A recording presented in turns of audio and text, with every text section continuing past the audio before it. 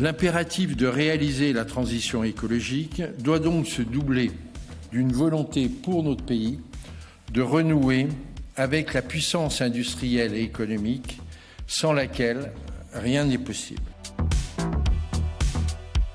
Pour ma part, je suis convaincu qu'il est essentiel d'investir dans l'innovation et de susciter un cadre qui sera incitatif pour les entreprises et pour les entrepreneurs. On est en train de généraliser le fait de pouvoir intégrer des critères extra-financiers au même niveau que les critères financiers. À l'Institut de la finance durable, notre mode d'action est clair, opérationnel et pragmatique. Nous créons et diffusons des outils de transformation collective pour la transition écologique et durable sur la place de Paris. Nos chantiers, qui sont autant leviers de transformation et de financement de la transition, sont à l'image de ce constat.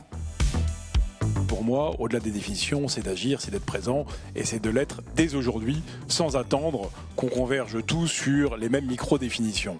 Vis-à-vis des investisseurs institutionnels, alors là très concrètement, nous ça veut dire qu'on va les voir un par un et qu'on leur propose de gérer le portefeuille qu'ils nous confient sous contrainte d'alignement. Ce qui est important, c'est les outils de de-risking dont on a parlé, c'est-à-dire les garanties qui sont données pour pouvoir investir dans un projet. L'épargne des ménages, l'épargne au sens large est indispensable finalement pour mener à bien ces besoins de transition. En tant qu'acteur financier, je crois que notre rôle dans la transition écologique, c'est d'accompagner toutes nos parties prenantes dans la définition de business models qui soient plus durables et respectueux des limites de la planète.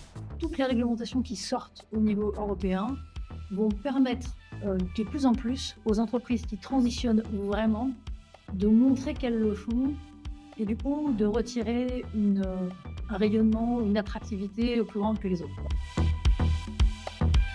Toutes ces obligations de reporting qui arrivent avec la CSRD, en fait, ne sont pas une contrainte. C'est vraiment un instrument pour mesurer les progrès et ensuite transformer en fait toutes ces informations en, je dirais, un avantage compétitif pour les entreprises, pour celles qui se sont déjà engagées. Que l'Institut de la finance durable, sous la présidence d'Yves Perrier, réunisse des chefs d'entreprise au meilleur niveau pour qu'on accepte de poser les problèmes et de qualifier les choses, puisque si on ne se met pas d'accord sur nos désaccords, on n'avancera jamais. Nous allons réconcilier tout le monde avec une conviction que je partage ô combien, c'est que transition écologique et place financière de Paris et puissance financière européenne doivent aller ensemble.